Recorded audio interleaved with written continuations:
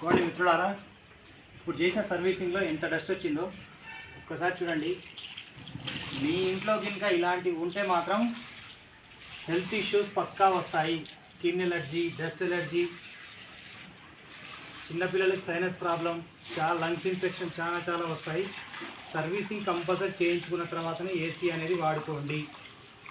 మరీ ఎందుకు చెప్తున్నానంటే హాస్పిటల్లో చిన్నపిల్లల అవస్థలు ఇలాంటివి కావు. చూడండి వండ ఎంత ఉందో.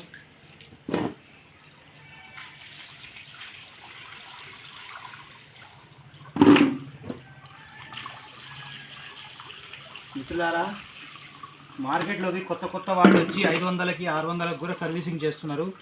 అలాంటి వాళ్ళతోటి సర్వీసింగ్ చేయించుకోకండి. సీనియర్ మోస్ట్ మెకానిక్లతో సర్వీసింగ్ చేయించుకుంటేనే మీకు పర్ఫెక్ట్గా అనేది వర్కింగ్ ఉంటుంది. ఒక్కసారి చూడవచ్చు ఎంత ఉందో.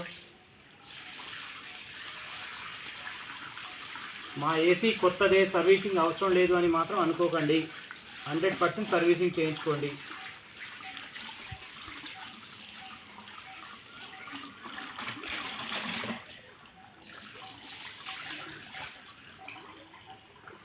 చూడండి ఇంకా దీంట్లో ఉంది.